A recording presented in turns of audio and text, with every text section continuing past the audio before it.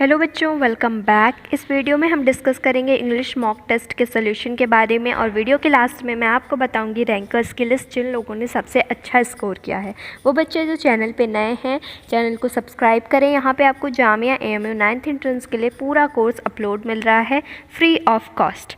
और video start करने से पहले मैं ये बता दूँ, इंग्लिश की वीडियोज़ आपको नहीं मिल पा रही हैं, बट इस बार आपको कल से प्रॉमिस है, पक्का आपको इंग्लिश की वीडियोस अपलोडेड मिलेंगी। And this time I mean it. मैंने कई दफ़ा कहा है कि हाँ मिल जाएंगी, वीडियोस मिल जाएंगी, but this time I really mean it. And मैं पूरी कोशिश करूँगी कि आप लोग का सिलेबस 20 तक इंग्लिश का ख़त्म हो जाए।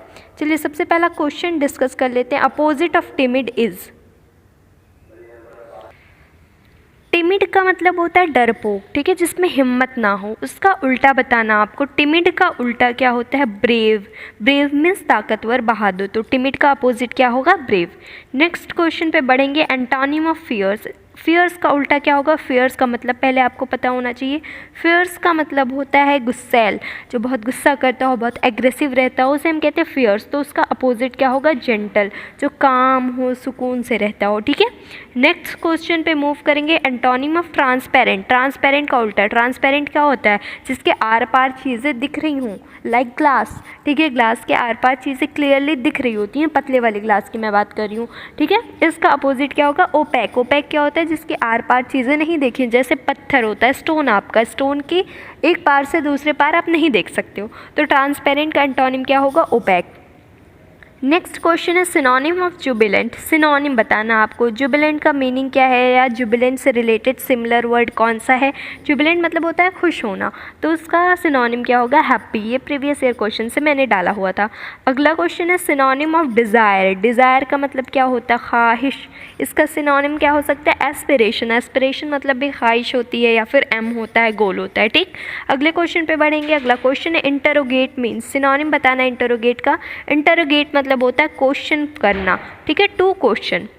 नेक्स्ट क्वेश्चन है हमारा, by the next month we shall dash the project. We shall dash the project. तो वी शैल, वी लगा हुआ है, वी के साथ हम क्या लगाएंगे? We shall have completed. कुछ लोगों ने हैज़ लगाया हुआ, आप लोग गलत हो, हैज़ नहीं लगेगा यहाँ पे, हैव कंप्लीटेड रहेगा। We shall have completed the project. Okay, next question पे बढ़ेंगे। Mathematics dash difficult by many students. अब आपको चूज़ करना है, इसके साथ इज़ लगाना, आर लगाना, ये दोनों तो गलत हो जाएगा। इज़ और आर आपको डिसाइड करना कौन सा ऑक्सिलरी वर्ब सबसे बेस्ट रहेगा। तो कुछ लोग मैथमेटिक्स एस देख के लास्ट में आर लगा देते हैं।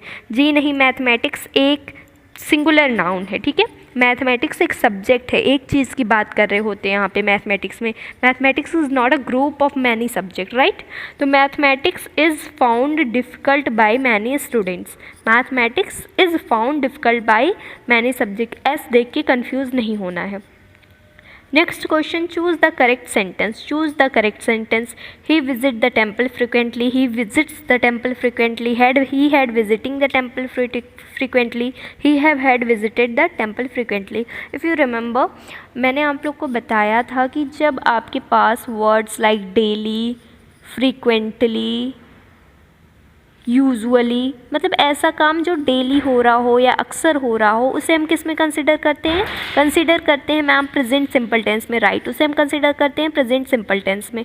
तो आपको यहाँ पे बेसिकली चूज़ करना है प्रेजेंट सिंपल टेंस के पॉइंट ऑफ व्यू से कौन सा सेंटेंस करेक्ट है। Option number B is correct. Subject plus verb SES plus object, ठीक है। He visits the temple frequently. It's present simple tense because we had used here the term frequently. Frequently, daily, usually, these जो words हैं ये सारी, ये किस में consider किए जाते हैं? प्रेजेंट सिंपल टेंस में। Okay, next question, identify the tense. Tense आपको आइडेंटिफाई करना है। You are always working on your laptop. अगर ध्यान देंगे, आर यूज़ हुआ है और वर्ब की ING फॉर्म है। आर है और वर्ब की ING फॉर्म, थोड़ा दिमाग पे जोर देंगे। आर और वर्ब की ING फॉर्म कहाँ यूज़ करते हैं हम? प्रेजेंट कंटिन्यूअस टेंस में। Option number B is correct. Okay, next question, you dash eat more vegetables. यहाँ पे आपको मॉडल्स का यूज़ पूछा गया है कि आपको ज़्यादा से ज़्यादा सब्जियाँ खानी चाहिए, ठीक है। तो हम जब किसी को एडवाइस देते हैं, यहाँ एडवाइस दिया जा रहा है कि भाई कोई बीमार है, कोई किसी की तबीयत ख़राब है, तो आपको ज़्यादा सब्जियाँ खानी चाहिए, हरी सब्जियाँ खानी चाहिए, फ़ायदा होगा आपको। तो ये हम कर रहे हैं, यहाँ पे एडवाइस दे रहे हैं, क्या कहेंगे, you should eat more vegetables, आपको ज़्यादा सब्जियां खानी चाहिए। Option number A is correct, ये मॉडल्स का पार्ट है। डोंट वरी, मैं सारी चीज़ें पढ़ा दूंगी इंशाल्लाह, 20 तक आपका सिलेबस कंप्लीट हो जाएगा। Dash I have a coffee please, so we are asking for a coffee. May I have a coffee please, बाकी वर्ड्स बिल्कुल फिट नहीं हो रहे। Must I have a coffee, have to I have a coffee, would I have a coffee please, सारे sentences fit नहीं हो रहे। Most appropriate answer is may I have a coffee please. Okay, will move to next question. I was writing an एस्से, आपको active में दिया गया है, passive में चेंज करना है। I was writing an essay, an essay was being written by me, option number A is correct, an essay was being written by me। ठीक, rules देख लीजिएगा, मैंने बहुत अच्छे से पढ़ा रखा है, वो वीडियोस देख लें जिनको एक्टिव वाइज पैसिव वाइज नहीं आ रहा है। इंग्लिश की एक प्लेलिस्ट है, वहाँ से आप देख सकते हैं। Who gave you permission to enter, ठीक है, ये भी एक्टिव में है, आपको पैसिव में चेंज करना। आपको किसने परमिशन दिया एंटर करने का, by whom were you given permission to enter, option number B is correct. कुछ लोगों ने ऑप्शन सी लगाया है, by whom you were given permission to enter. ध्यान रखिएगा, वेयर पहले रहेगा, यू बाद में रहेगा। Option number B is most appropriate option, you were नहीं, वर यू रहेगा सही। Next question, Nancy said I may leave tomorrow, ठीक है, नैन्सी ने क्या कहा, आई मे लीव टुमारो। इसको नरेशन चेंज करना आपको, तो इसका नरेशन जब हम चेंज करेंगे, डायरेक्ट है इनडायरेक्ट में चेंज करेंगे तो क्या बोलेंगे, नैन्सी सेड दैट, मे को माइट में चेंज कर देते हैं, सी माइट लीव टुमारो को नेक्स्ट डे बोलते हैं। Option number A is correct, Nancy said that she might leave the next day, may को माइट में चेंज कर दिया, टुमारो को द नेक्स्ट डे में। ये आपको इनडायरेक्ट में दिया है, डायरेक्ट में चेंज करना है। She exclaimed with Joy that was her birthday party, ठीक है, उसने बहुत खुशी में कहा कि इसकी बर्थडे पार्टी थी या है, ठीक, तो आपने क्या बताना है, सी सेड, उसने जॉय में कहा, खुशी में कहा। तो सेंटेंस की फीलिंग समझने की कोशिश करो, यहाँ कोई खुशी नहीं दिख रही है, यहाँ कोई खुशी नहीं दिख रही, यहाँ कोई खुशी नहीं दिख रही, ठीक, ये it is my birthday party, वो शी एक्सक्लेम विद जॉय, उसने खुशी से कहा कि वो मेरी बर्थडे पार्टी है। Option number D is most appropriate answer. Identify the adjective, adjective को आइडेंटिफाई करना है। एडजेक्टिव क्या होता है, जो नाउन प्रोनाउन की क्वालिटीज़ को बताए, ठीक है, उनकी तारीफ़ों को बताए। तो यहाँ पे सबसे अडोरेबल जो वर्ड है, the adorable toddler, adorable word जो है वो एक एडजेक्टिव है, ठीक, क्या कर रहा है वो, नाउन की खासियत को बता रहा है, नाउन की तारीफ़ों को बता रहा है अडोरेबल कह के। आगे बढ़ेंगे, the princess is dash than the witch, दो लोगों में कंपैरिजन की जा रही है, डिग्री ऑफ एडजेक्टिव यहाँ पे यूज़ हुआ है, डिग्री यूज़ हुआ है। तो जब दो लोगों में कंपैरिजन होता है तो हम मोर का यूज़ करते हैं, the princess is more beautiful than the witch, ठीक है। मोस्ट ब्यूटीफुल कब यूज़ करेंगे, मोस्ट कब यूज़ करते हैं, तो बहुत सारे लोगों में कंपैरिजन हो। जब दो लोगों में कंपैरिजन होता है तो मोर का इस्तेमाल करते हैं, जब बहुत सारे लोगों में कंपैरिजन हो, ठीक है, उसे हम क्या कहते हैं, उसे कहते हैं सुपरलेटिव डिग्री, और वहाँ पे हम मोस्ट का इस्तेमाल करते हैं। Option number B is most appropriate answer. Next question is my mother has been sick for 3 days। Preposition का यूज़, बहुत ही कॉमन प्रपोजिशन है, सिंस और फॉर का इस्तेमाल यहाँ पे देखना था आपको, ठीक है। क्या लिखा हुआ, my mother has been sick for 3 days, 3 दिन से मेरी माँ बीमार है। तो जब हम पीरियड ऑफ टाइम की बात करते हैं, जैसे 3 दिन, 4 दिन, 1 साल, पीरियड ऑफ टाइम, मतलब कोई डेट आपको एग्जैक्ट नहीं दिया है, पीरियड ऑफ टाइम की बात करते हैं हम, वहाँ पे इस्तेमाल करते हैं फॉर का।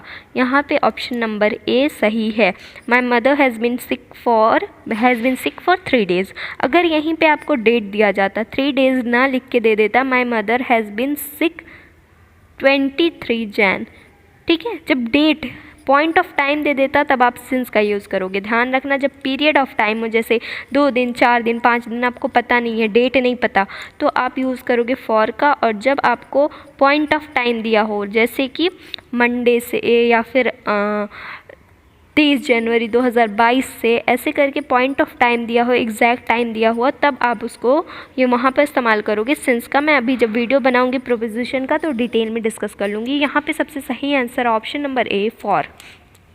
अगला क्वेश्चन है, the the river false dash the ocean. यहाँ पे यूज़ करेंगे इनटू का। जब कोई चीज़ किसी में एंटर करे, जैसे नदी जो है एंटर कर रही है ओशन में, वहाँ पे हम इस्तेमाल करते हैं इनटू प्रपोजिशन का। तो जब भी इस तरीके का क्वेश्चन आए कि नदी ओशन में गिर रही है या कोई और चीज़ किसी चीज़ में एंटर कर रहा है, वहाँ पे हम यूज़ करेंगे into. The river falls into the ocean. Next question है Sita is the twin sister dash Rita. बहुत ही आसान सा क्वेश्चन है। Sita is the twin sister of Rita. Sita क्या है? रीता की बहन है, ट्विन सिस्टर है, जुड़वा बहन है। ऑफ लगेगा यहाँ पे। अगला प्रीपोजिशन का क्वेश्चन है the machine was invented dash by my brother. मेरे मुंह से ही निकल गया। बहुत ईजी सा क्वेश्चन था कि मशीन को किसने इन्वेंट किया? मेरे भाई ने इन्वेंट किया। ठीक है। प्रीपोजिशन को समझने का सबसे अच्छा तरीका प्रैक्टिस करते रहिए। जब क्वेश्चन प्रैक्टिस करेंगे नए नए प्रीपोजिशंस निकल के आएंगे और आपको यूजेस समझ में आ जाएंगी उनकी। ठीक। अगला क्वेश्चन है how dash water does he drink. Quantifier का क्वेश्चन है ये। उसने कितना पानी पिया। ठीक है। तो यहाँ पे आपको क्वांटिफायर बताना है कौन सा सही है। जब आपको पता है कोई अनकाउंटेबल चीज़ हो, पानी को हम गिन नहीं सकते, वो अनकाउंटेबल है, उसके साथ हम इस्तेमाल करते हैं much. How much water does he drink. उसने कितना पानी पिया, क्योंकि पानी को हम काउंट नहीं कर सकते, debt is uncountable noun. Okay. So option number D is correct. Next question article से है dash sun is much more brighter today than yesterday. The sun, क्या यूज़ करेंगे? The sun. जब भी कोई स्पेसिफिक पार्टिकुलर या स्पेशल चीज़ की हम बात करते हैं, जैसे सन हो गया, तो हम उसके सामने ए सन नहीं लगाते, हम क्या यूज़ करते हैं? द सन। इस तरीके से द मून, द अर्थ बोलते हैं ना हम इस तरीके से। तो कोई भी स्पेसिफिक या पार्टिकुलर चीज़ हो, यूनिवर्स की चीज़ हो, उसे के साथ हम द का इस्तेमाल करते हैं। अगले क्वेश्चन पे बढ़ेंगे। He was half dash hour late for dash school. यहाँ पे आर्टिकल का यूज़ करना है। बहुत ही आसान सा question. He was half an hour late for the school. Option number C is correct. ठीक। अगला क्वेश्चन दे हैव ऑलवेज